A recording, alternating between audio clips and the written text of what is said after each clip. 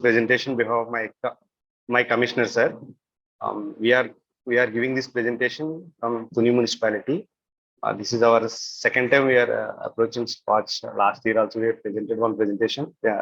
First of all, I convey my thanks to SKOCH jury members and other SKOCH team to giving this opportunity. First of all, I'm directly going into the topic. The topic says crunch of lands for solid waste management leads to the nature-friendly composting methods in the ULB areas. So, directly heading itself telling that crunch of land resources in ULB is heavy density of population and going to in particularly in ULB like Pune, we have a national highway going towards throughout our city. So getting land, so getting land for dumping yards and doing some activities like solid waste management things. So purchasing land and collecting land from the farmers, this is a very expensive process. Government and other local leaders from long years, from last 2 to 5 years, we are not able to gather at least 2 to 3 acres land from the people because it is so expensive. Actually, not only expensive, the land is not available. So to avoid that situation in all ULBs, so our commissioners suggested one small method like how to make composting in on-site. Nothing but where the waste is generated, there we need to manage it. So then only we don't require any specific dumping yard and all. So we avoid all these things. We innovated a small work. We launched this type of this work in 2019 October. So from there to in the middle in COVID years, also we successfully run it in COVID years. In COVID years, actually we have a small patches, but we are getting back into the work and we are doing the same process again. So we are successfully running from last 2019 and so directly I'm going to the project. This is our project heading and what is our Pune municipality is nothing but it's a grade 2 municipality which is located in the Kakinada district and Andhra Pradesh, and it is the area around 7.2 square kilometers. The population is around 54,000, and main advantage and disadvantage of Pune is that we have a river bay. All the three corners, so we don't have a proper land. So all the city is covered with the water bodies. So whenever waste is generated, people, if you send the waste to the water bodies are damaging. So waste management in Pune is the very specific challenge for the municipality. To avoid that challenge, we implemented this project. Okay, so in Pune municipality, we are generating around 30 metric tons of waste every day. In that, 25 metric tons of waste and 5 tons of dry waste. Okay, the main objective of this work is to utilization of land. The main thing of our project is utilization of land and properly segregating the waste. By combining these two things, utilizing the land resources available for municipality and segregating waste at the source level.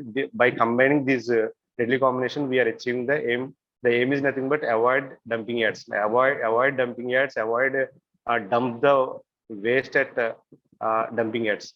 Okay. So for that implementation of this project, the soul of this project is nothing but source segregation only. So in any ULB, if you take any ULB, the success of waste management depends upon the source segregation only. So segregation at the source level is the heart of the waste management. We strongly believe that sentence, and we practice that in our ULB level. So for this, achieving this targets, we have some principles. Nothing but we have some model principles. So decentralized methods for the solid waste management. Decentralized methods is nothing but I will tell you in next slides. We adopted this technique from the countryside. Nothing but this is not a purely innovative technique. It is a old technique which is already practicing in the villages. The farmers regularly using in their fields. That technique is adopted to our ULB, and we successfully running it from last 2-3 years. Okay, So what is the major advantage of this model? This model, I already told you, this model is born from this model is brainchild of the reduction of the dumping yard usage of dumping yard reduction is the ultimate goal of our project.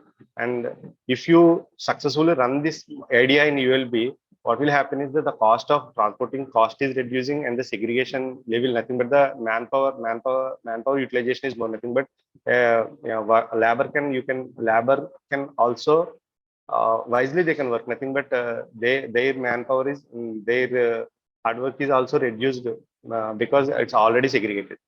Okay, so whatever the waste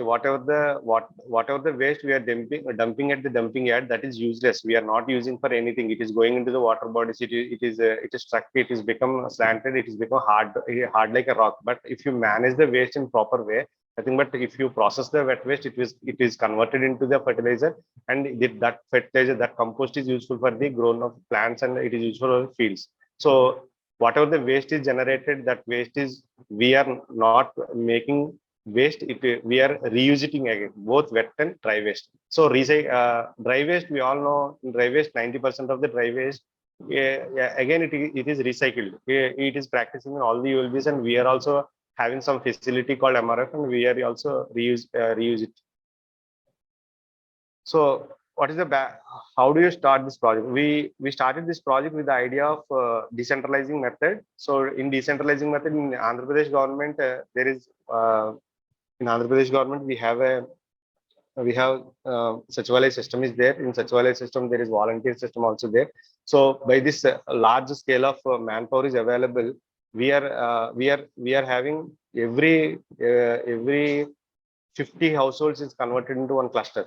So whenever we have a clusters, the process becomes so easy because the monitoring technique is very easy, because we have a volunteer, we have secretary, so much of manpower is available. So the monitoring is very easy. So by the whatever the government what is the government introduced the system, Sachivalaya system, that system is very helpful for the waste management system, because we have a large number of manpower is there. So how to execute this project? We execute this project in such a way that the main thing is we are converting the entire city into the micro pockets. Each micro pocket is having 250 to 300 households. So each micro pocket we are allotted two sanitary workers.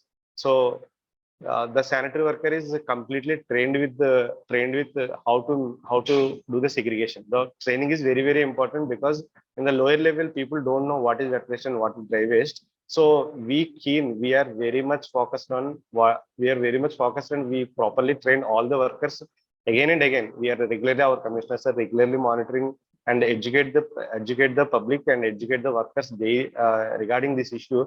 What exactly the wet waste, what exactly the dry waste, and how to make segregation easy at the source level. So in that way, the micro pocket system and the proper training system, these are the two things which are very helpful for success of this idea. So I already told you, we are giving training at the base level, nothing but that training is given by the sanitary inspector sir and commissioner sir to all the volunteers, all the secretaries, all the municipal public health care workers also. So this training very helpful and making success of this project.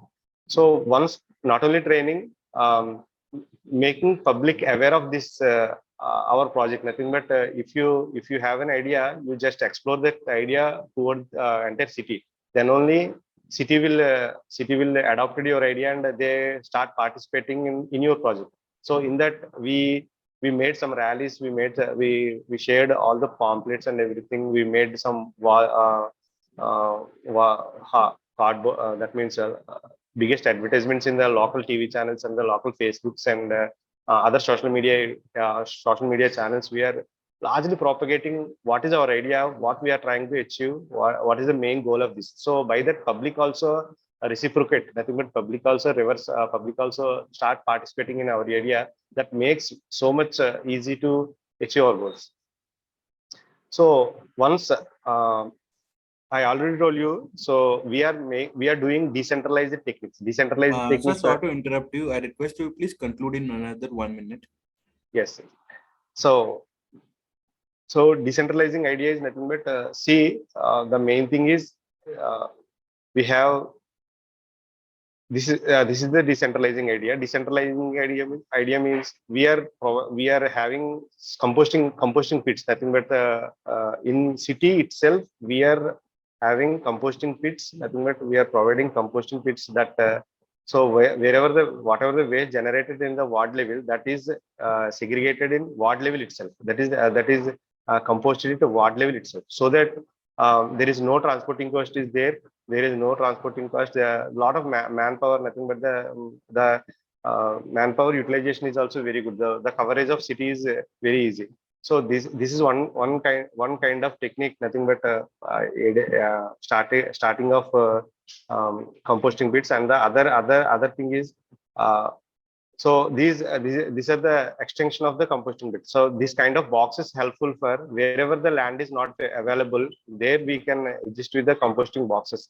These boxes having capacity around 3 to 5 tons, depending upon the size. So here these boxes are very helpful for the composting. So this is the extension for the compost pit. Whatever the waste, wet waste dumping in the compost box, once it is filled, it is transferred to the compost pits. From there, it is processed.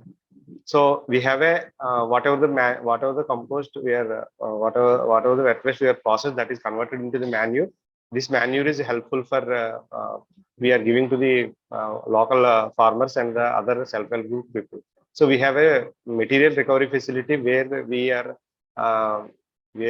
separating all the dry waste like plastic bottles and other paper waste and cardboard waste. So this is sending to the Jindal power plant, which is located in the Vizag. We are sending it every weekly, nearly 3 to 5 tons of waste, sending every week to process it.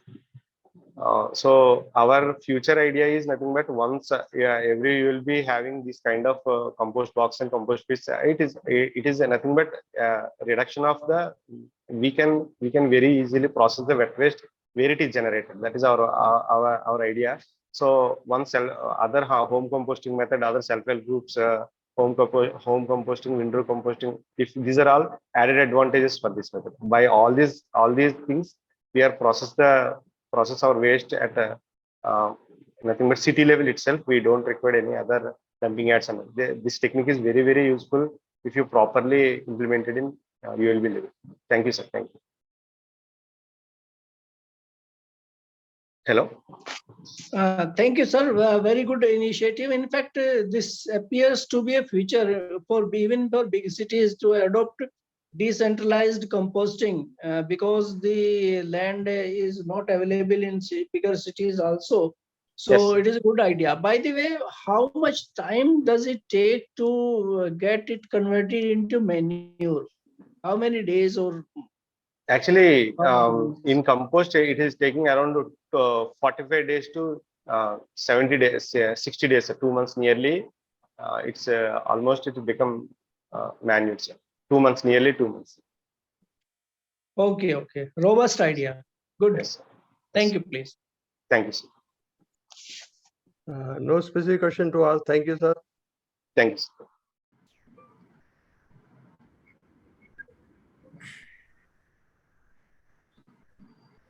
Yeah, hope it is visible. Yes, sir, it's visible, sir. Yeah. Previous slide. So just an introduction. As the name goes, the Hyderabad Metropolitan Water Supply and Sewerage Board developing rainwater harvesting theme park is just an antithesis of the business that we are in. In the sense that we are in the business of selling water and giving potable water to the citizens of Hyderabad, and rainwater harvesting theme park or rainwater harvesting as such is basically not supplementing my business as such, but for the general good, for the benefit of the citizens, we have done this. We have developed this theme park. We have been very vigorous on propagating rainwater harvesting. I'm joined here with my OSD rainwater harvesting and Manorachari, who is our PRO. We have developed this theme park at a cost of about next slide, please. Yeah, to give you about rainwater harvesting theme park, the aim of the theme park is to create awareness on water conservation, and rainwater harvesting methods in a scientific way, useful so that the young generation are impacted by this, are aware of this, and they develop their own uh, pattern of rainwater harvesting methodology that is suitable for their respective places. As the Honorable Prime Minister had said, catch the rain where it falls. We have thought that we will have to have all the models of rainwater harvesting at one place and develop the theme park so that it will be useful for all those who are visiting there to be aware of what the theme park is about. So far, about 20,000 people have already visited, which includes Kanpur Development Authority, Tamil Nadu Water Board, defense officers, schools, colleges, and resident welfare associations. And to brief you on the salient features of the theme park, we have the rainwater collecting systems, gutters from flat and slope roofs, filters of different types like leaf slide, sand bed, pop-up, GMH, and cloth, etc. Different types of storage units like earthen pot, metal drum, syntax tanks, surface and underground tanks, etc. Soil moisture and groundwater recharge structures like contour bunds, swale, pervious pavers, check bunds, pond, recharge wells, recharge pits, etc. And a musical fountain to to give a musical fountain which will be a lively one for the children to enjoy, and water gardens on the theme park conservation theme which are conservation theme which are on water-wise garden on different quantity of water requirement, zodiac garden and medicinal garden. Next one. Yeah. Yeah, resource building. In the resource building, we have a different. We have developed a booklet on different types of rainwater harvesting methodology, the process of water treatment, benefits of rainwater harvesting, live weather monitoring stations, water requirements of different grains, water restrictors on taps, sandbed filters, kiosks, 2 numbers for answering quiz. We have also developed an auditorium with 50 seating capacity and an animation center which has got a video game, rainwater virtual reality on water drop journey from source to from source to Hyderabad, holographic projection on water treatment plant and STP, and a talking tree. You can see the picture of the talking tree and the auditorium and the different types of water usage, like a wash basin or a commode or a washing machine. What is the quantum of water that they use? Now let me come to the challenges of developing this theme park. Developing a theme park in an urban environment is a difficult task in itself, because land is very precious and very costly, and we need to look at the availability of land, and land should be suitable enough for us to develop the theme park. And therefore we have chosen upon a 1.5 acre plant in a very affluent area like Jubilee Hills, where the major challenge was that the water table was depleting very fast, and is considered to be a better option to create awareness among the citizens there and the general public who would be visiting the theme park there. Land there was very bad in shape. It was full of bushes and shrubs and garbage, and there was a high tension wire which was going above, and because of that, this was not used. The area was not used at all. That area we have chosen, and if you look at the theme park, if I go to the first slide, yeah, you can see how it has been developed now. The theme park has been wonderfully developed, and as I've told you, about 20,000 people have visited this park so far. We have, in the challenges that we have had. Yeah, next. Previous one.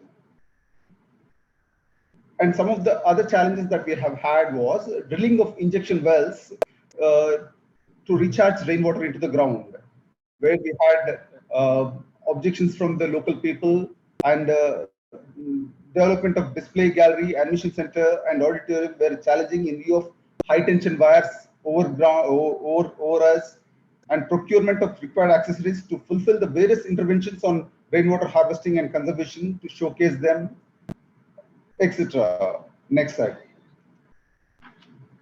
If I am to speak about the benefit, the kudos that we have got on that, Jal Shakti Abhiyan, Government of India,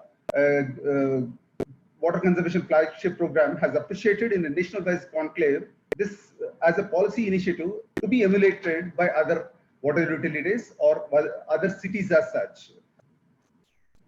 And also to propagate this rainwater harvesting, we have had 14 NGOs who have been empaneled to create awareness among the citizens, meeting with various district collectors, mayors, and councillors, so many public representatives, MLAs, MPs.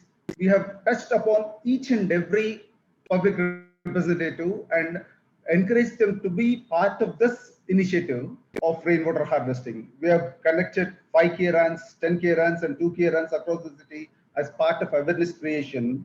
And also we have had about 4.5 lakh self-help groups in the city to change the behavior of public in water usage as such.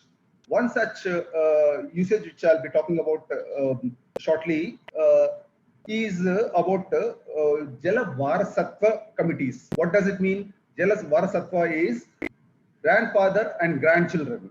What we intend to do is that grandfathers with their knowledge have to impart the knowledge of either rainwater harvesting or judicious use of water or the importance of water in day-to-day life to the grandchildren. So we have had this 1,000 Jala Varasatva committees to inculcate. Sir, sorry to interrupt you. Just try to conclude in another 1 minute. Yeah, it will be over in a couple, 1 or 2 slides.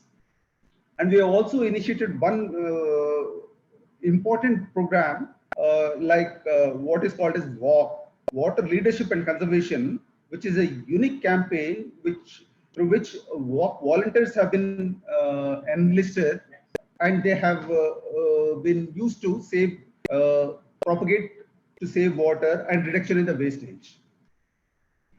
If you look at some of the photos that, previous slide, please.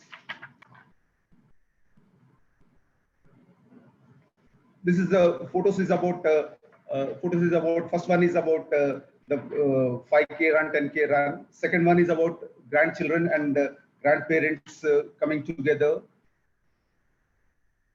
And the managing director giving a talk on rainwater harvesting. And the last one is about WALK program, wherein each and every household was marked as red, ranging from red, orange to green, where depending on the usage pattern they have had, the practices that they have had. Next slide, please. We have also enrolled 10 engineering colleges for propagating this. We have also deployed area-wise volunteers. Many colonies have got the impact of this. Their yields have increased. Borewells which were dry have started to yield more water, and thereby reducing the impact on surface water, which we as water board are supplying, reducing the impact on us. So next slide, please.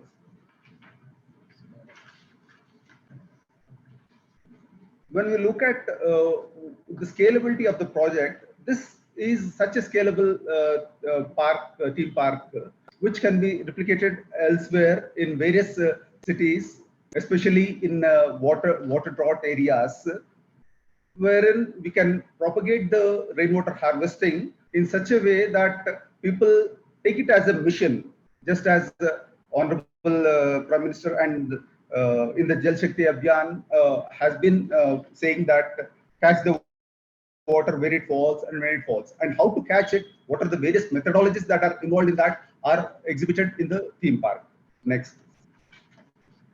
These are some of the photos that we have taken, various programs that we have taken up. Next one. And this is the future roadmap. Main objective is to improve the groundwater, save water, conserve water, reduce the wastage in individual houses as well as in communities. Next is to reduce non-revenue water and also to develop water leaders like volunteers or water warriors whom we used to call for water related aspects, which will also give rise to environmental protection of the water bodies, ecosystem, etc. We have involved Groundwater Department, Hyderabad Metropolitan Development Authority, Municipal Corporation of Hyderabad, Greater Municipal Corporation of Hyderabad, State Water Resources Development Corporation, and other prominent NGOs like Water Aid, etc., for the promotion of water structures and reduction of wastage of water. Next one. Yeah, these are the awards that we have got for what we have done so far. Thank you very much, and I'll be open for questions if you have any. Thank you, sir. Good presentation. In your presentation, you have mentioned that. Are you through, sir? Yeah, I'm through. Yeah. Okay. In your presentation, you have mentioned that Mr. K.T. Rao has visited and he wants to replicate this at other locations of the Greater Hyderabad Municipal Corporation. What is the status of that? In fact, such projects should be replicated, then only it will bring the real change. Yes, sir. You got the point right, sir. Honorable Minister had, looking at the park itself, has said that let us do it at different zones. We have Hyderabad, Greater Hyderabad Municipal Corporation has got about six zones, and each zone he wanted to pick up one area for this rainwater harvesting theme park, and lands have been identified, and the work will shortly commence. Definitely. I wish that it's replicated. Very good. Thank you, please. Thank you, sir. I don't have any specific question to ask. Members, I'm very happy to share the SKOCH Award presentation on behalf of the Narsipatnam Municipality, Anakapalli District, Andhra Pradesh, on behalf of the Government of Andhra Pradesh. The Narsipatnam Municipality is having the 72,000 population. Next slide.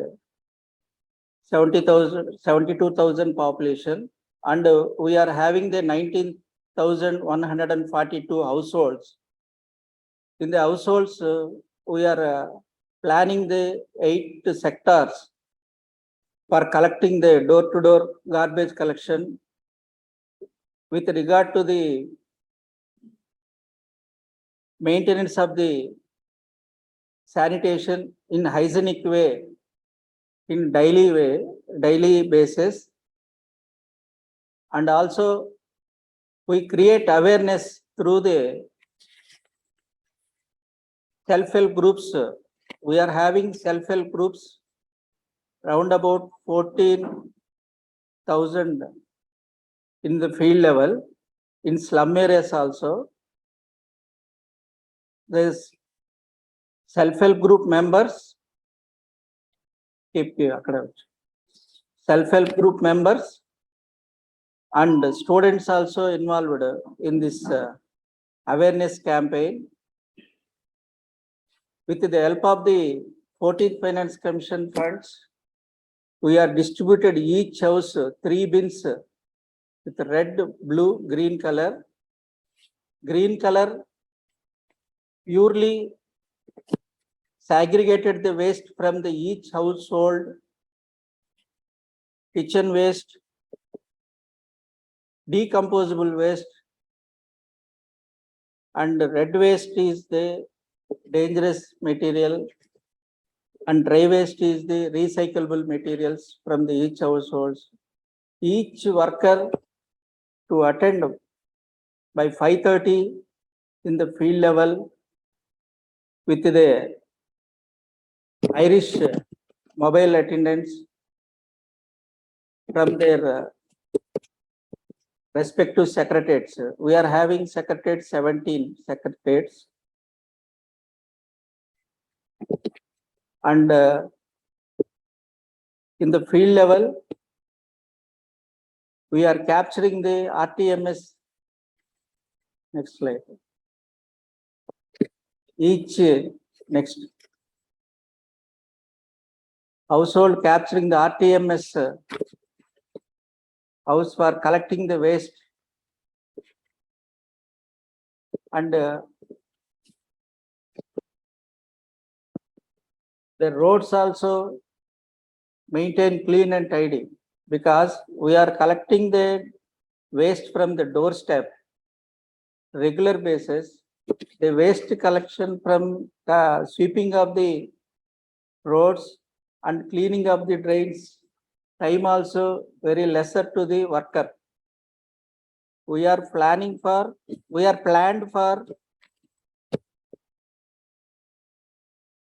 each worker 500 houses. Each one pushcart, 2 workers was planned 500 households. Easily they are collecting the waste from the each household.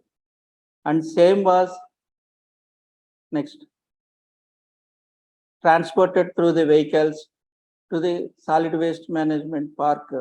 This was established in the 2019. The solid waste management park was established within the 5 acres within the 14th Finance Commission funds. Next. This was wet waste purifier. Next. Wet waste was collecting daily. Wet waste was collecting these open platforms daily. This tax was 14 days tax. After 15th day, the tag was transferred to the dry wet waste compressible plant. They chewing the material there and back. They chewing the materials here and they stored the wet waste in the room. The next. This wet waste was selling to the farmers at the rate of 1 rupee every 15 days. The demand was totally increased. Now we are selling 2 rupees per day, per kg. Every day we are selling 300 to 400 kgs to the farmers on regular basis. Next. This is material recovery facility was located besides the wet waste as per the NGT guidelines. Is the dry waste from bottles, wooden plates, and combustible material also. This is the legacy waste. This is going to be cleaned within a period of 30 days, the cleaning process and agency was fixed, Mrs. Taruna Associates by the government of Andhra Pradesh. This work will be completed within 30 days and these 3.5 acres will be come into the utilization for placing of the wet waste in the same site. Next. After collecting the combustible waste, daily transported to the Kakulpadu Jindal Waste to Energy Plant. The plant was located at the GVMC, Vizag Municipal Corporation. We are sending the waste on an average 25 tons per week to the combustible waste to the Kakulpadu Energy Plant. Everything was on CC cameras. We are monitoring the central unit for collection of the wet waste, dry waste, and selling the waste to the farmers. And we are conducting awareness camps at the primary school level, upper primary school level, high school level for children, create more awareness. This is more useful to the residents of the Narsipatnam and they are involving for maintenance of the clean and tidy sanitation in their wards. And we are also encouraging the home composting. Nearly 1,400 residents, and we may expecting to increase the another 1,000 for next 6 months. Next. Our government is mainly introduced the CLAP program last October 2nd, last year October 2nd, and we are on parts of the continuous program, Clean Andhra Pradesh program. For this implementation of these methods in the field level, the wards and streets are clean and tidy. The people are happy, and we are governance under the municipal council, 28 members, with the headed by the municipal chairperson. And municipal staff is 150 members. We are extending the services of the solid waste management within the guidelines of the National Green Tribunal from time to time. Thank you, sir. Thank you, one and all. Thank you, sir. Good initiative. This is regarding the material recovery plant. How much percentage you are able to recover? Material recovery plant, I have recovering daily 14% of the total composting 30 tons, sir. 14% of out of 30 tons, sir. Okay. And Material are you able to sell the recycled products well? Yes, sir. To the local vendors, sir. Plastic and all that. Yes, sir. Okay. Okay. Thank you, please. Thank you, sir. Sir, will you throw some light on what you are doing for disposal of non-biodegradable waste, like plastic and other things, and especially electronics waste? E-waste and all the other waste, as of now, we are transporting to GVMC because the plant is burning. But as per the NGT guidelines, we are segregate the electronic waste also in a separate manner. In near future, we are planning that also 2 or 3 months. Sir. Okay, good enough. Thank you. Good project. Very good project. Garbage is an additional resource to them, but the rapid modernization and globalization change the lifestyles. In modern lifestyle, use ready-made, ready-to-use fast food culture, generate huge garbage in every home. Now, municipal waste is a social problem. Sir, sorry to interrupt you. If you could share your PPT as well, it would be great, sir. So,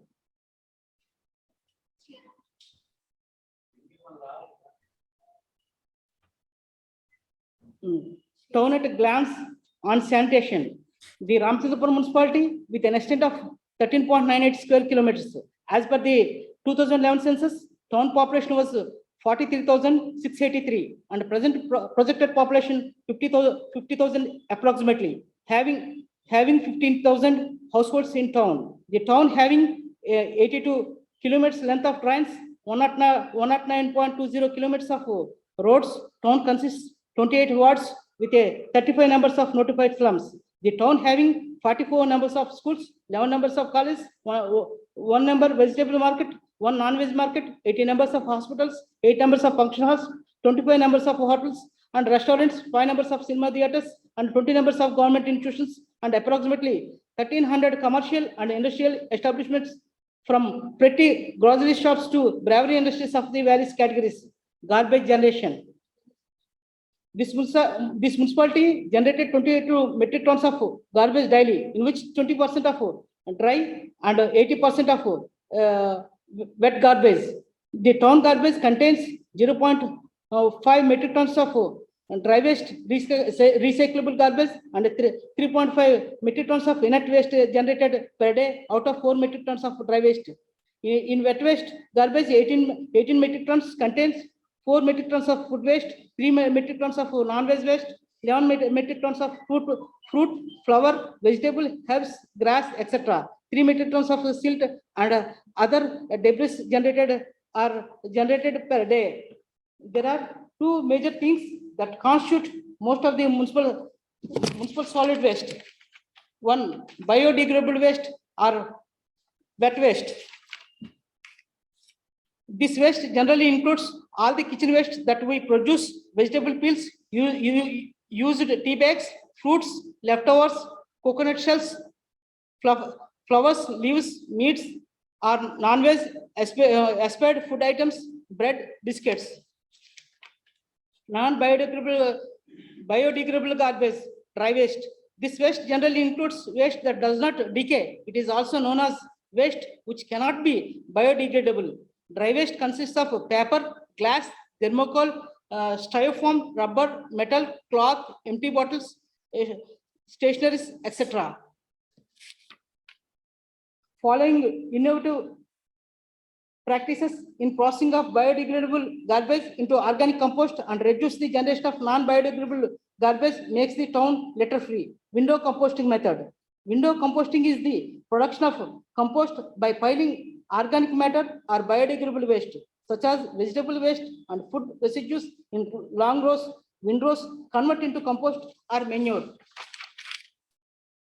Processing of window method. Feedback preparation. Organic waste such as green materials and food materials are recyclable through composting.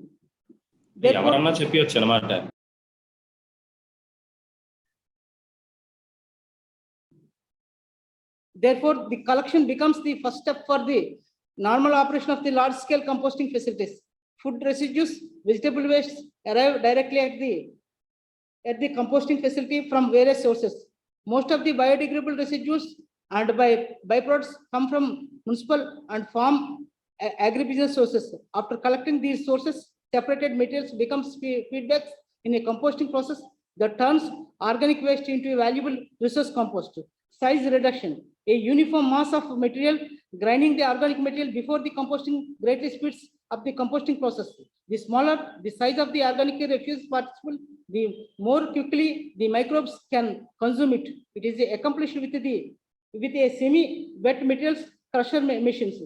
Size reductions is to provide greater surface area for microbes to be attacked, improve the insulation, facilitate homogenizing of initially heterogeneous material to reduce the depth for the oxygen diffusion.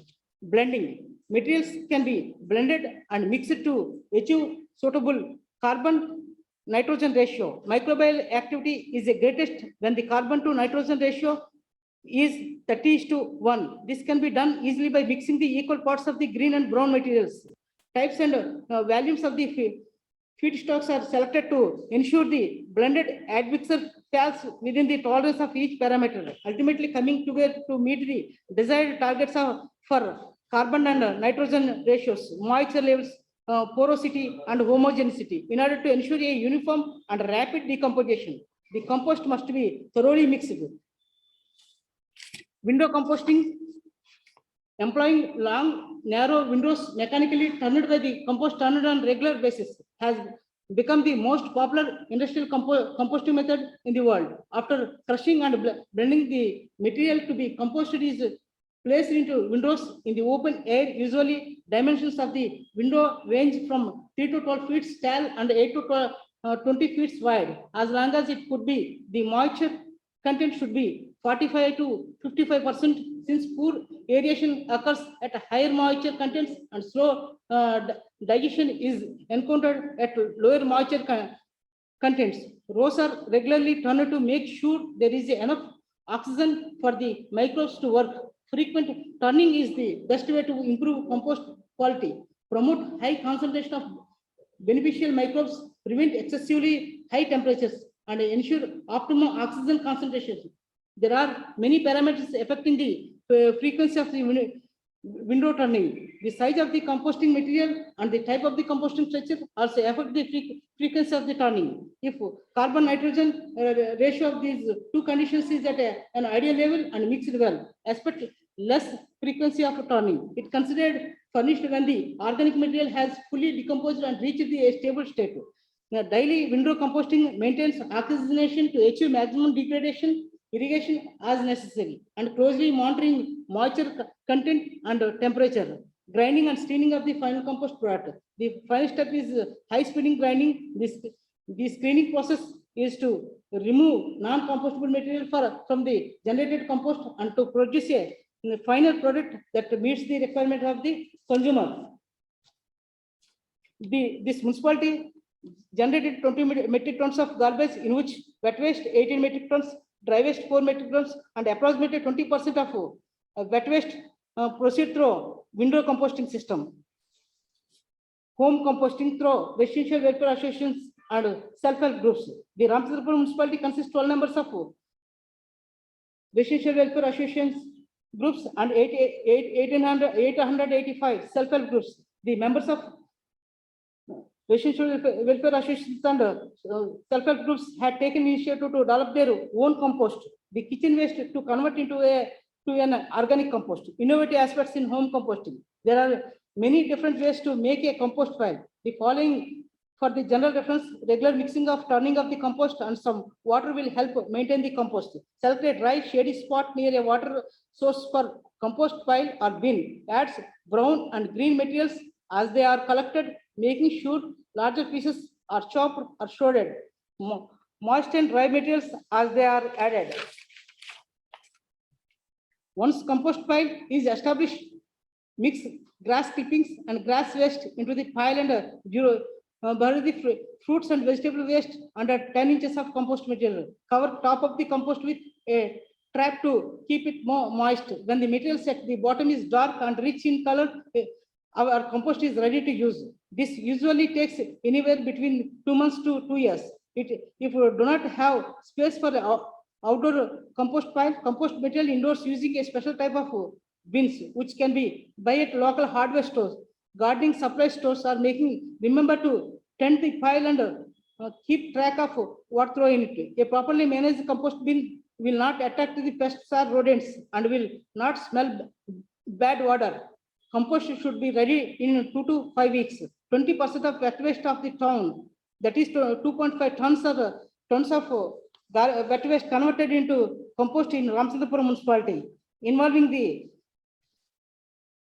Residential Welfare Association and self-help groups members in home composting. The Ramchandrapur municipality consists 12 members of Residential Welfare Associations, which cover nearly 20,000 households, and also there are 850 self-help groups exist in town. The members of Sir, sorry to interrupt you. You have another 1 minute. so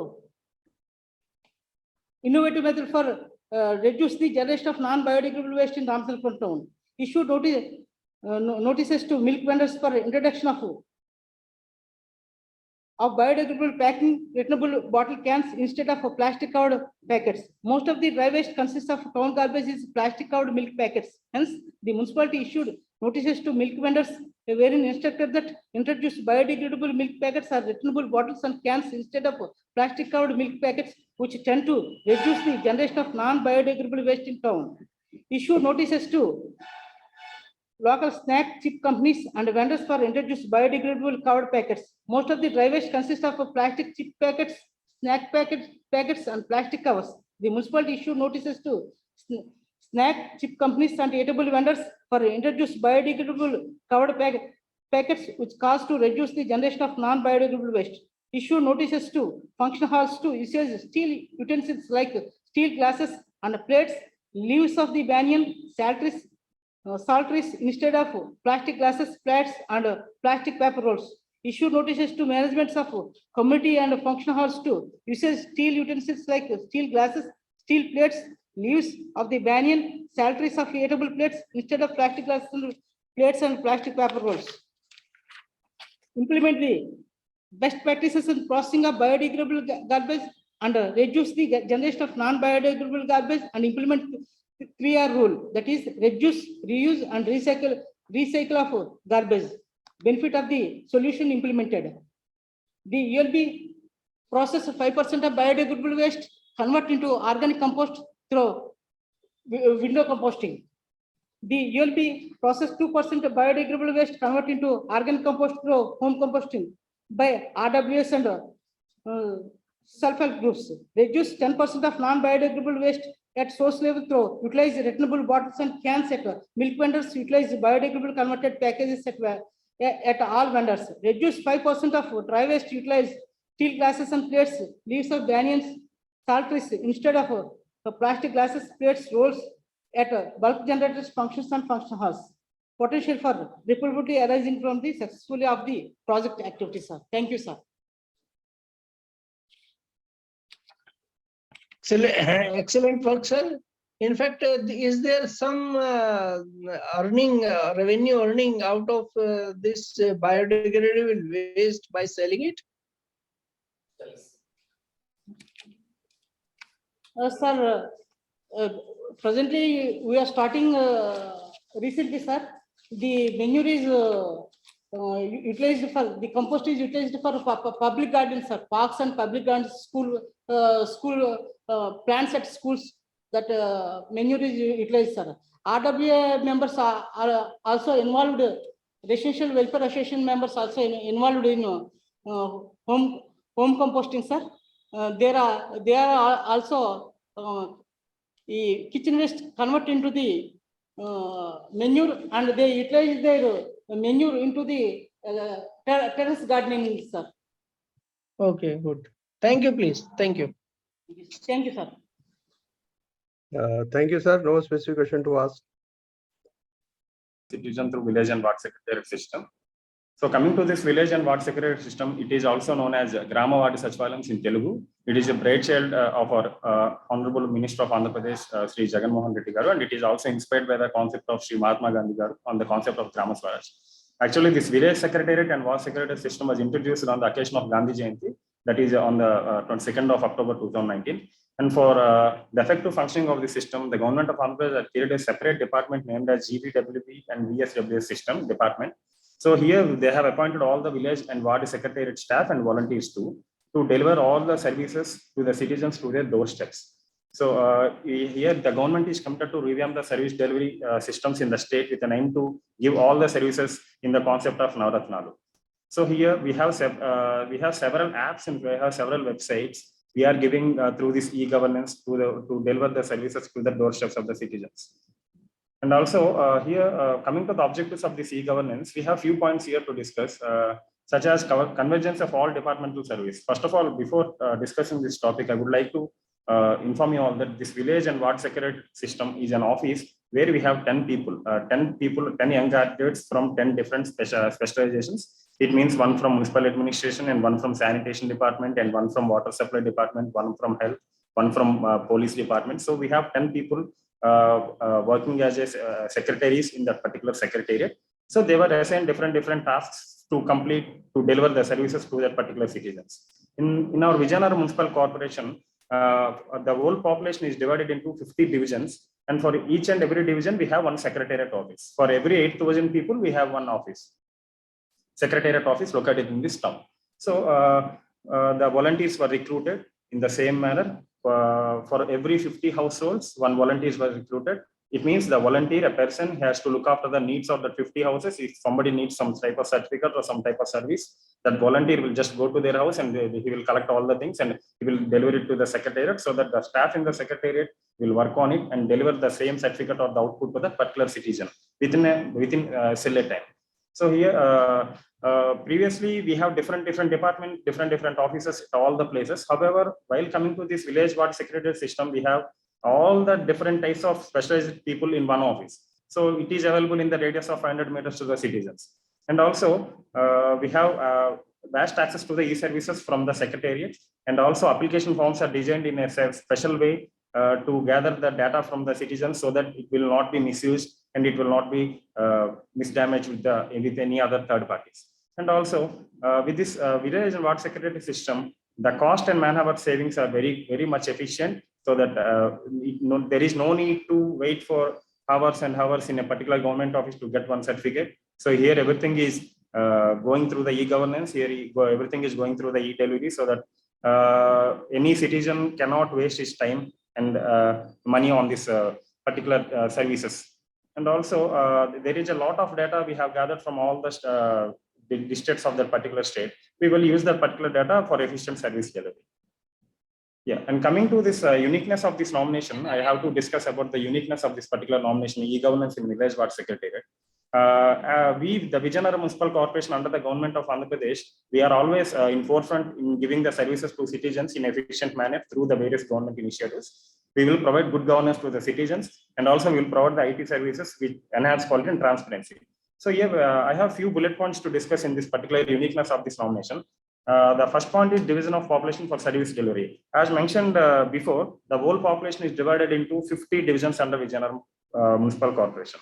And coming to this ward secretariat system, I have already informed in the previous slide that a particular secretariat consists of 10 educated graduates from various departments. The ward secretariat system was established in the year 2019. And also coming to this volunteer system, for every 50 households, one volunteer was recruited. And he has to take care of all the needs, all the requirements of the particular public, and he will inform up to the particular secretariat, so that the secretariat staff will deliver the services to the people to their doorsteps. And also for the service identification, the volunteers will go to each and every household and ask them what they want. It means if they want integrated certificate or income certificate, something, if they need something certificate for counseling purpose, job purpose. If they need anything, then they will immediately inform us. We will work on it and we will give it in the within 2 to 3 days, so that the time will not be wasted. And coming to this AP Seva portal, we have a portal, web-based portal. It is very fast and efficient. So we will do all the e-services from this AP Seva portal. Before it was Gramabad Sachvalayam portal. Later it was changed to AP Seva portal from the month of January 2022. And also we are giving G2C services, government to citizen services, to the doorsteps of the citizen through these various initiatives. Yes. And coming to the challenges, we are overcoming the challenges in this project. While coming to this topic, first of all, you have to talk about this e-governance. Is it a big challenge and big opportunity to bring service to all the citizens? So here we have to work more to overcome the challenges, but strive hard to overcome the challenges. Here we have some few challenges. I have mentioned some few bullet points here, 6 bullet points, so that we will discuss each in a brief. First point is delivery of e-services. Here, 90% of the service, before olden days, 90% of the services are delivered at headquarters, which is a burden to the man in both distance and financial access. Now, after coming this VSWS e-governance, here we have an option that 95% of the services are delivered in the particular secretariat within 500 meters radius of the particular citizen zone, so that the time and cost is saving here. Coming to the citizen gratification. Coming to the citizen gratification or satisfaction, due to the lack of transparency in the olden days, the citizens are not able to get satisfied 100% to their mark. Now, after this e-governance in BSWS system, with usage of this e-governance, the accountability is there, credibility is there, and the services delivery is very much satisfied by the people, and the satisfaction levels are very high. And we have a grievance redressal system also here. So every citizen has some type of problems like drainage issues, water issues, like we have few municipal issues, right? Like water, sanitation, stray pigs, stray dogs, etc. So we have a grievance redressal system where we will take the grievances from the public, such as whatever the issues they are facing from this particular in their particular house locality or somewhere else. So we will collect all the grievances, and first of all we will analyze the topic where this issue has been evolved, so that we will go through it. We will send them to the particular department. If it is sanitation issue, we will send them to the sanitation department. So the sanitation people will take care of that particular issue immediately, and they will rectify the problem in one or 2 days, minimum 1 day or maximum 2 days. The problem will be solved, and we will also posting the photos, the pre photo and post photo. It means if there is something stray pigs and stray dogs in a particular locality, so if somebody is some citizen complained about the stray dogs in his locality, so we will remove them, and we will just post a post photo. It means there are no stray dogs in the particular area. So the citizen satisfaction level will be very good. And also we have health services and awareness topic here. Due to the lack of awareness, a citizen need to visit the nearby hospital or PHC, public health center, to get all this, even to get a basic medication. Now we have an ANM in every secretariat. So even if any people got ill or sick, they can visit the Sachivalayam and they can take medicines for free of cost from the ANM. So we are also promoting health services and awareness. And also we have this beneficiary validation system. In the good olden days, we don't have any beneficiary validation system to identify the eligible beneficiaries of a particular welfare scheme provided by the government. Now, BSWS department has created a specialized software to just get the details of the particular citizen by entering his Aadhaar number, so that we have a 6-step validation method. It means if he is paying income tax, or does he have a 4-wheeler, if he is having municipal property more than 1550, if he is having dry land or wetland. So the main motto of the government is to provide all the welfare schemes to the poor people. So after considering all these 6-step validation, we are identifying the eligible beneficiaries through this village and ward secretariat e-governance system. Yeah, and we have few excellent factors we have to discuss in this VSWS. We have digital e-KYC. So coming to the digital e-KYC, so here what we are doing is, for every welfare scheme, we have an application given to the volunteer, and the volunteer has to go to the particular citizen, and the digital e-KYC fingerprint has to be taken with the help of UIDAI, so that he will be notified that you are eligible for this particular scheme. Yes, and after the funds or the benefit of after releasing the benefit or funds of the particular scheme, again the volunteer or the secretary staff is go to the particular public, and they will take an acknowledgement that the funds were directly received to his bank account. In the olden days, the welfare schemes amount was given to this particular district officers or something, some headquarters, so that the people will stand in long queues and they will take pension or something like that. Now in this particular VSWS era, in this e-governance era, everything is digital acknowledgement, and we are sending the amount or funds to a particular welfare scheme to it is a DBT, direct benefit transfer. And also we have a good thing to discuss, citizen outreach campaign. With the help of village and ward secretariat system, we are implementing a program called citizen outreach campaign.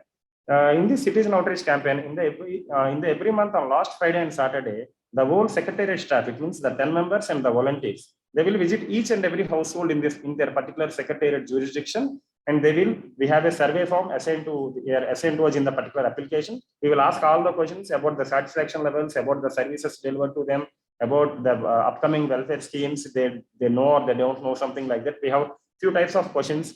assigned in that particular application, and we will ask the city. We will ask the city. Sorry to interrupt you. Please try to conclude in another 1 minute. Yeah, sure.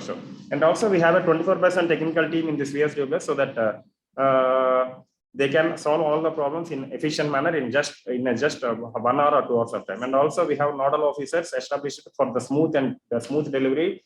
And also the last point we are here discussing to everyday Spandana. So every day we are conducting this public grievance redressal program in our offices from 3 p.m. to 5 p.m. where all the people will come to the office and they will give their grievances, so that we will redress the grievance in that time. And also here you can have a look on this particular services we are delivering through this village ward secretariat under Vijayanagara Municipal Corporation. We have few services. There are the top 10 services like integrated income, property tax payments, electricity bill payments. These are all the G2C services, member addition and rice card, income certificate. So here are the count we have done from 2020 January 26 to yesterday. So the overall count is 92,240 services. And also you can see the growth of this G2C service delivery year-wise. In the year 2020, we have done only 11,000 services. In the year 2021, 24,000 services. And in the year 2022, recently up to this November, we have done 56,780 services. So the graph is increasing. And also here we can have e-services delivery in every walk of the life, so that from birth certificate to death certificate, Gram Award Secretariat system is involving in all the services, so that you can go through, have a look on this particular service, agriculture, employment, education, MIUD, urban, everything from birth to death. We are covering all the things. And also this is just a screenshot about the services provided in our portal. You can have a look at this particular screenshots of the web portal, AP Seva portal and Gram Award Search Volume portal. And the total number of e-services provided through this portal is 540. And these are the list of services Municipal Administration and Urban Development Department is giving this type of services, and also Revenue Department, integrated income, and also in the bill payments, we have electricity bill payments, challan payments, water tax, corrections in birth, corrections in death. These are the brief services we are giving through Vijayanagara Municipal Corporation, G2C services. And also these are the various mobile apps used by the volunteers and secretariat staff. Gram Award volunteer, these are the 11 apps which are used by all the secretariat staff. So every department has a separate app, and it is used by this particular secretariat staff in how serving the needs of the public. You can go through a look of it. And also we have several apps. We are going through the e-governance, so you can have a look at these apps. We have already attached the screenshots of the particular apps. Yeah. And finally, the benefits of the citizens through this VSWS e-governance system is citizens are very happy and they are very satisfied about this secretariat system, and they are very convenient to visit the secretariat, and they are saving a lot of man hours. And with this particular services, the revenue to the government is generating, and there is accountability, transparency in everything we are doing. The transparency got increased with the help of this VSWS services. Thank you. This is the topic we are discussing today. So any questions, please? Thank you, sir. Very good project. In fact, this is the real spirit of the governance, Yes, providing citizen services, and it is the real benefit of digital India. Excellent Yes, work. yeah. Thank you so much. Thank you, sir. Thank you. Yes, sir. Good work, sir. No, I don't have any specific question to ask. Thank you, sir. Thank you, sir. Thank you so much.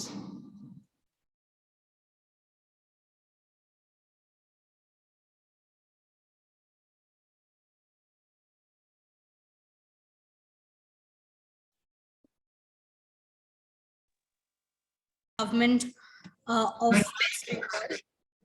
I'm audible, right? Yes, ma'am, you're audible. You can just play it on full screen and you can start.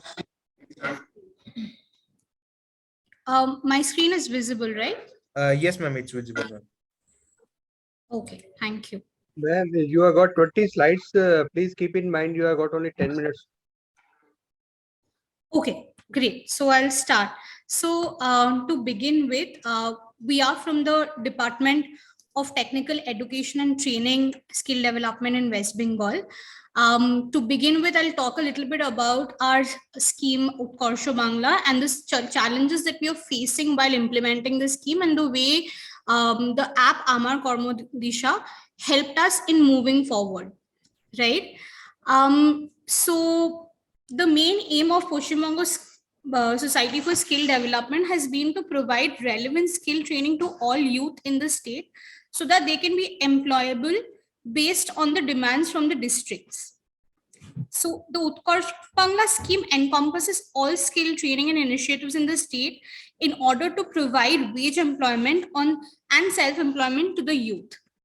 We presently have more than 6 lakh beneficiaries, more than 700 training providers, more than 2,000 training centers, and more than 500 courses in major sectors.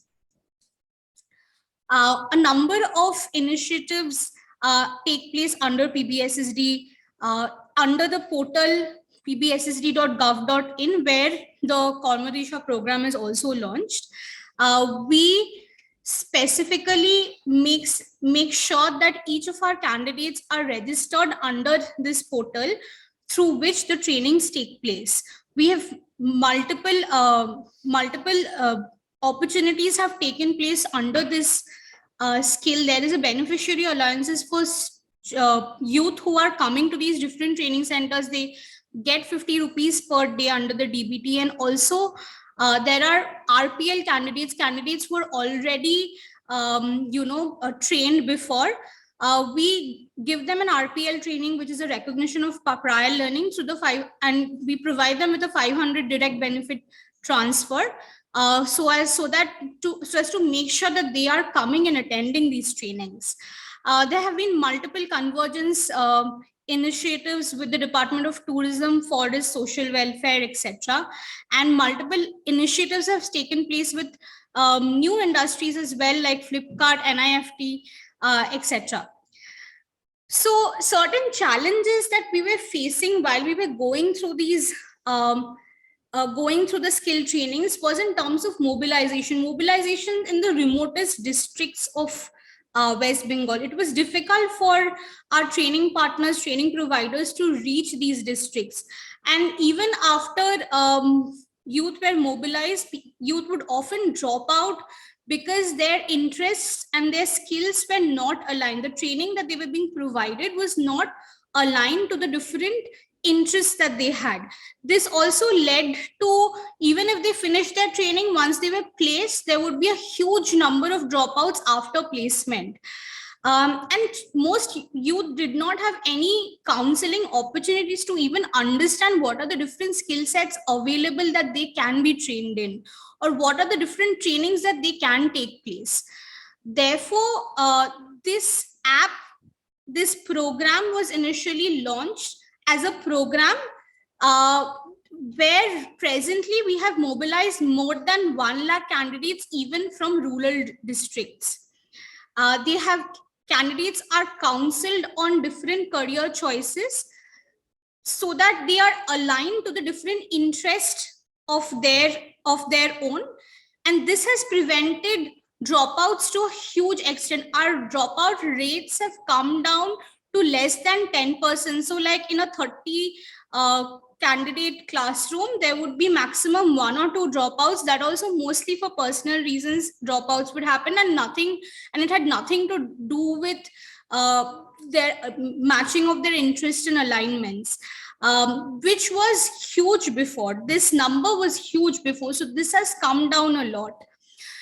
Next, in terms of job awareness, previously most candidates were only aware of the most common skill sets that they saw around them. They did not even know about skills that they could take training in, which was exposed to them through this program. Even with placements, what would happen, because training providers were asked to place candidates, often training providers would push candidates into job roles that did not align to their interest. So right now we have moved that so that we make sure that based on Karmadisha's deduction of particular candidates' interest, job roles are given out in the same manner. And it's a picture-based tool. So even if some of our youth, they are not very educated, they can look at the app and they can follow and deduce this whole in the form of a game. I'll talk a little more about what is Amar Karmadisha, what is this exactly. based on the Holland Code.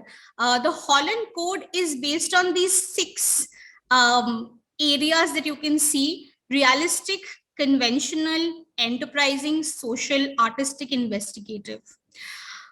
If you open the app, and each of you actually can go on Play Store, download the app, play the game, and you will get three choices. For example, you can get RIA, which means that your most dominant trait is realistic, your second dominant trait is investigative, and your least dominant trait is artistic. Based on these, you will be given a set of skill sets that are aligned to these. For example, when I played the game, I think I am generally a person who is very communicative, and I come under the enterprising. One of my top year was enterprising. So my first choice that was given to me was lawyer. There were some other choices which were in terms of marketing strategy and all of this. So basically, it kind of aligns your interest, what you are good at, to different work environments that you can go forward with.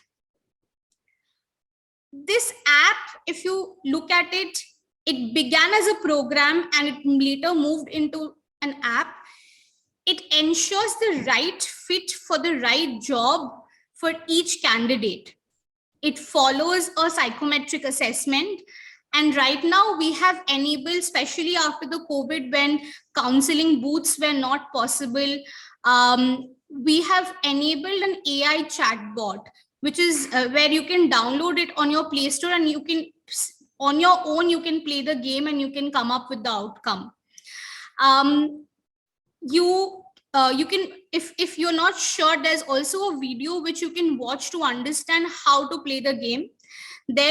We've mapped 45 sectors with 982 job roles in this. And right now we have a candidate registers, which is more than 1 lakh. I'll take you through the numbers a little later, but before we come to that, we'll talk about how do we use Amar Karmadisha in our Utkarsh Bangla schemes. There are 3 approaches that we follow. To begin with, the first approach that we follow is mobilizing, where the mobilizer approaches youth in their own villages, in their own districts. Mobilizers help the youth play the game, and they capture the data, and they ask the interested youth to visit the nearest counseling center. In the second way, the youth directly, right now Utkarsh Bangla has become quite well known even in rural districts of West Bengal because of a lot of initiative in terms of spreading awareness. So a lot of youth, and it also spreads a lot by word of mouth, like one person has benefited from it and it spreads around in that manner. So youth in this form, they come directly to counseling centers. Counselors help them with capturing their basic data and help them play the game and recommend, and based on the program, they recommend different courses that are taking place. The third, which is the most recent way that we have been going about it, is self-driven. You yourself download the app, register with your validate mobile number, fill in your basic details, and you play the game. You can watch a video if you want to understand how to play the game. You play the game and come out by the end of the game. Based on each of these, you can decide to join the courses that are offered by these different training partners. So these are 3 ways that the entire Amar Karmadisha helps Utkarsh Bangla to really get mobilize youth and provide employment to youth even in the most rural districts of West Bengal. Here are some, these are direct snapshots from the Amar Karmadisha dashboard. You can see the number of youth registered, youth who have played the game. In often cases, it also happens that you do not go to the counseling centers, they directly approach the training partner and they get trained in their prospective job roles. So you have all the numbers here. There is, you can also see from which like there is a like minimum class 6 students have also played the game. So from 6 to postgraduate, you have youth in all from all sectors of the West Bengal. Moving ahead, we'll talk a little bit about the media coverage and testimonials. Here are some of our counseling centers where these booths have happened initially to start to spread awareness about the apps, and still continues to happen in districts where we need to mobilize youth in the state.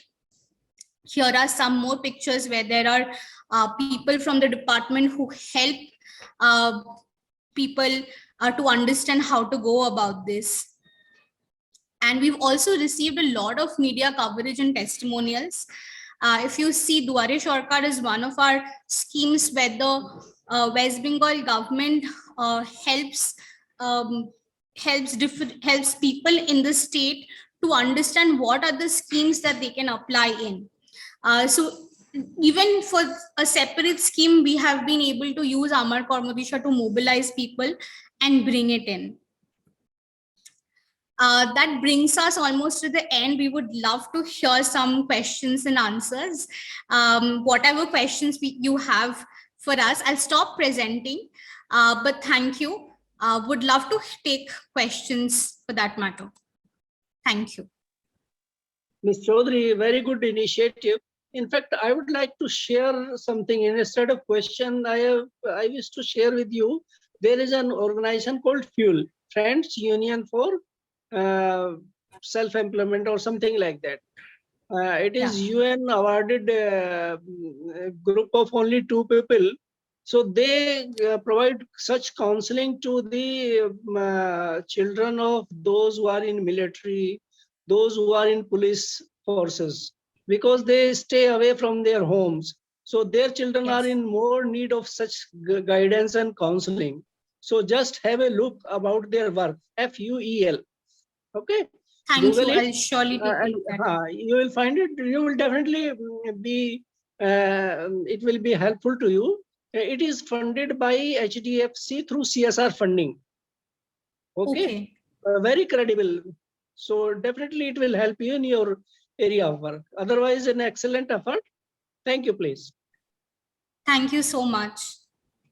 I'm a little bit confused. Your app will help you to recognize by a particular candidate in which stream he should go. Is that your app is doing, or is helping the candidates to develop the skills as well? Sorry, I couldn't clearly hear you. If you could repeat your question once more. Your app, what does your app is doing? Is trying to give some guidance on which stream they need to be trained, or only just play there and get which particular stream I need to be trained? Hello, are you trying to help candidate to improve their skills or not? So right now we are not trying to help candidates improve their skill. Basically, if you look at the most rural and youth from West Bengal, most of them do not even know what are the different. Most people know about the most look like tailor, plumber. No one knows beyond that. What are the other skill sets that you can get training in? What is the demand from the industry? Based on industry demand, we have created a huge number of sectors, 452, and based on that, we have job roles from each of these sectors. So we expose each of the youth to these different job roles that they can take training in. So it's an awareness building program, number one. Number two, it also helps you really it counsels you to understand what is it that you like, what is it that you are more driven towards, what is it that you can do better. So therefore, previously we would have a huge number of dropouts that would happen after registration in different job roles. Now the dropouts have reduced a lot because we are able to use this program to match the interest and skills of a particular person with what training and placement that we are providing to this candidate. Have I been able to make myself clear? Okay, are you in touch with the various training centers or institutions in the state? Yes. Yes, we make sure that every candidate who are being trained by these different training providers are registered under the Kormodisha app. After they are registered, only based on whatever job roles are comes up for that candidate, training providers can provide training on those sectors. So training providers can't force people also to go to any of the other sectors. So is there any statistics which justify whatever you are doing is in the right direction? We have seen a huge number of dropouts have come down. Mobilization has increased even in the most rural districts of West Bengal. So there has been quite a lot of change, and a lot of our problems that we were facing initially has been solved through this program. I wanted to know, you recommended a candidate for a particular skill to be developed because it suits to him. So do you capture what happened thereafter? He has joined whether he has joined the same sort of training or he's doing something else? Yes, completely we do capture, but at the same time, I would say we've still not reached like 100%. Like this is coming up and they are joining the same thing. We have right now at a rate of 53%. We are moving, we're trying to move towards a higher number. It has only been like 2 years that we've started doing it, working on this thing. So we are hoping that with more time, we will be able to reach at least an 80%, and by 2024, we want to at least have 10 lakh youth registered on the platform, and we are able to track what is the number based on what is being recommended and where the students are going towards. And who are the experts who give feedback or the information how to decide which type of who are your experts in our story? So this app was developed, after this app was developed based on the Holland code. The department had trained a number of master trainers on what is Holland code, how does it function, how is this selection done. This whole master training had taken place within master trainers. Master trainers went forward and trained more people in who did these different counselings in the counseling booth pictures that I just showcased. So it happened in this manner. No, you are not replied to me. Who are the experts who are giving you feedback how to design this course, and what is that mechanism? How if I am a say electrician, so I want to improve my skills. So then how your app is going to decide it? Somebody is going to feed that information in your system. So what type of experts you are having to give that sort of information? Just a sec. I think one of my colleagues wants to address this question. Hello, sir. My name is Aditi. So Yes. the app was designed by Tata Community Initiative Trust, and they have been using this app for last 7-8 years in their own centers. And it has been proved that, this app really helps with the expertise. Just tell me specific answer. Just give me a specific answer. Who are the expert behind this app? Behind this act, we are the expert. The Tata Strive, that is Tata Community Initiative Trust. They are the expert of this app, and this concept has been taken from O-Star-Net, which is an psychological based application where we have taken this concept from. So, does your expert do market survey quite frequently to decide which skill set one has to take up? So we are connected with different industries in the state. The industries provide their demand. Based on the industry demand, job roles and job sectors are divided based on which the counseling take place. Okay, thank you very much. Thank you so much, sir. Joined at first. And it was nice to hear from one of our colleagues from West Bengal regarding the Paschim Banga training done by TED department. Actually, it has impacted the local youth in a great way because it was industry-led training. So coming to my presentation, it is on basically Banglashri. Banglashri is a physical incentive scheme of Government of West Bengal.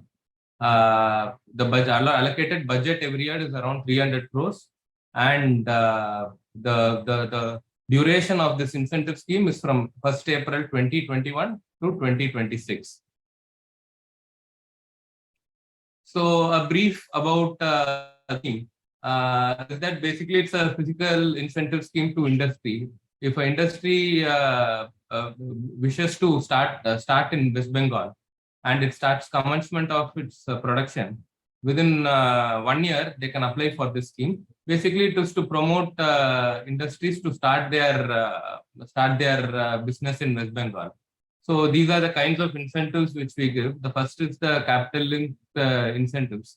That is, we give subsidy on the investment spent by the business house on plant and machinery.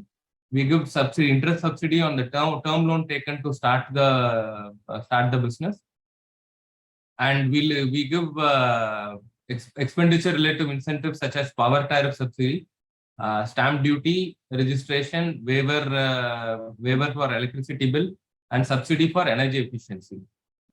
Similarly, we give reimbursement in state GST. We reimburse the patent registration cost. We reimburse the money paid for employment compensation and ESI and EPF. Basically, the rates and how we are giving, I'm not mentioned here because the calculation is a bit complex because the rates are determined on which zone the industry is there. We give for less industrialized zones, we give more subsidy, and for more industrialized zone, we give less subsidy. And the rates also, percentage also varies depending on the zones. So since the calculation is very bit complex, I have not shown it here. And we have designed this Bangladeshi portal in the year of 2021. And from 2021 to 2022, we had disbursed around 287 crores completely through this portal. So these are the challenges which we had before devising this portal. First was the lack of information. The many entrepreneurs and business owners used to visit our offices for asking for what this scheme is, how to apply, basically more importantly, how to calculate the incentives applicable for them, which was a bit complex. So to come to office, that is what in the second point we have told, multiple visits to government offices. And the third point, which was very important, is that there was a lot of discretion with the general manager, district industry center, who is the authority who accepts the application. Because this entails the application ranges from 2-3 lakhs to 10-15 crores. So the GMDIC, who's the receiving authority, had the discretion to not to accept saying that one document is not proper or one document is missing. Issues were coming up. So the discretion was there with the general manager, the district industry center. The next thing was the procedure for calculation of incentives applicable for a particular industry was very complicated. So this led to a lot of problems. The fifth one is what was a big issue because the policy states that when an industry starts and commences its production, within 1 year it has to apply for incentives, because the idea was to give incentives for new industries, not for old industries which are already functioning here. So we used to get backdated applications, the industries claiming that they had started. So this was an issue. And since this is a continuous benefit, that is for year number 1, if they apply and they get approved, and they can subsequently get the same benefits for year 2, year 3, year 4, and year 5. So every year the applicant has to freshly apply, and they have to do physical copies, which had its own problem. The next point was we didn't have a proper database of the industries which availed the incentives, and we have a monitoring system to monitor where the file is pending. So in this new portal, incentive portal, what we have done is that we have simplified the application form.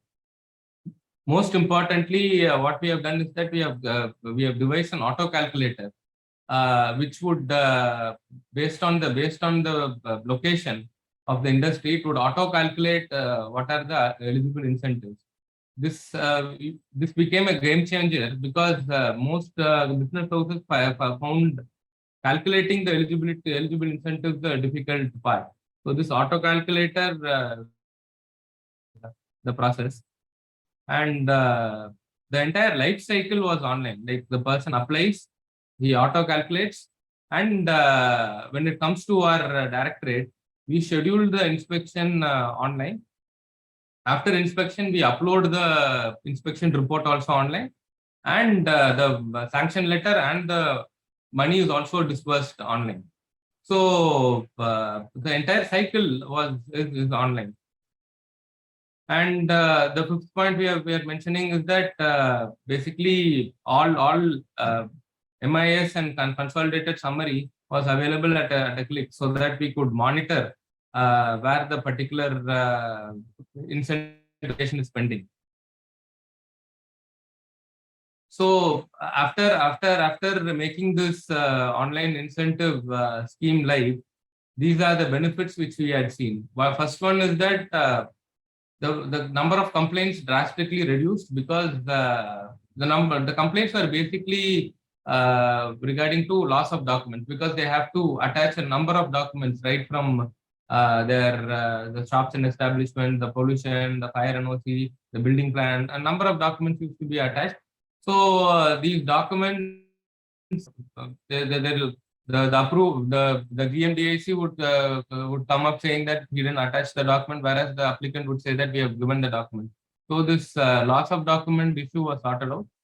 Second thing is that we gave a checklist in the portal saying that these are the mandatory documents, so that the entrepreneur did not run to pillar to post to ask people which are the documents needed. More importantly, what we did is that for a lot of documents, we started accepting self-certified copies. For getting certified copies from the particular issuing authority, we started accepting self-certified copies for electricity bill, lease deeds, and for machinery, for the cost of machinery. The next advantage we had was that we could properly, at every level, the appropriate user could see and monitor the pendency. At GMDIC level, they could see what were pending. At our level, we could see what were pending. So at each user level, we could monitor this. Most importantly, what we could do is that we could create an industry database. That is like what category of industries are applying and prioritize. Basically, rather than giving 7-8 crores to a big industry, we could see that number of micro industries. We could give 10 or 15 lakhs to a lot of micro industries. So this helped us in prioritizing our dispersal, prioritizing giving the physical incentive to the industries which are of priority from our end. And the last point is that we had a dynamic dashboard which showed that like how many approvals are happening, how many approvals against our right to public service timelines, that is, which is 30 days. We had pie charts, and we had to show us that how many applications are processed within the timeline and how many applications are processed beyond the timeline. So what are the things we are planning next is that basically there is a report called running report. That is, before giving the money to the business, we go visit the particular industry and see whether they are actually running. This happens after the application. During application itself, there is an inspection. But before disbursing money, we do another inspection, whether it is still running or not. So this physical inspection we have eliminated and we have replaced it with the web-based inspection. And we are accepting digital documents also in the portal from DigiLocker. And most documents we have made it self-certified. We have started accepting self-certified documents. Another point which we are looking into is that we are trying to bring more categories, such as if industry goes for Z certification, zero effect, zero defect certification of Government of India, we would give some incentive. Similarly, we would for industries such as e-commerce and export, we are looking out. We are planning to give more under physical incentives under this scheme. Another thing is that we are looking into deemed approval. If not done within the timeline, deemed approval would happen and the sanction would go. So that we are looking into. And the last thing is that we are looking into cutting the number of documents basically, so that huge number of documents are not attached with the application. So these are the things we are planning to do. So if any questions, I'll be happy to answer. Very good presentation, sir. Do you have something same incentives for his technology startups, or do you classify them as a separate category? I have a separate startup incentive policy, in which we mentioned that all we give a separate that policy, and the allocation is separate because we deal with basically manufacturing industries under MSMEs. Industries, MSME category, industry with investment up to 50 crores and turnover up to 250 crores, they come under MSME category. So all industries can apply to under this scheme. And this portal had made the entire thing very transparent and sort of very user friendly. Okay, sir, very good. But what has been the impact? Whether industries have number of industries have gone up or the investment has gone up? What is the impact? Impact is the first thing we get a feedback because we closely move with all the chambers, business chambers and associations. What feedback we give is that the hassles with the physical application that has gone, and because unlike a license or any other thing, this is the privilege of the state. Industry does not have a right to get an incentive, but it's a privilege. So schemes in which your entitlement is not a right but a privilege, always the issue of corruption is there at lower level. So this portal has done away with that, at least at the lower level, saying that because the discretion with the GM, who's the accepting authority, has completely taken away by this portal. So the feedback we get is that the portal is good. And so last year our disbursal was around 200 crores. This year for 2021, it is around 290 crores. So visibly an increase in number of industries who have applied for this. Good, sir. Good. Thank you.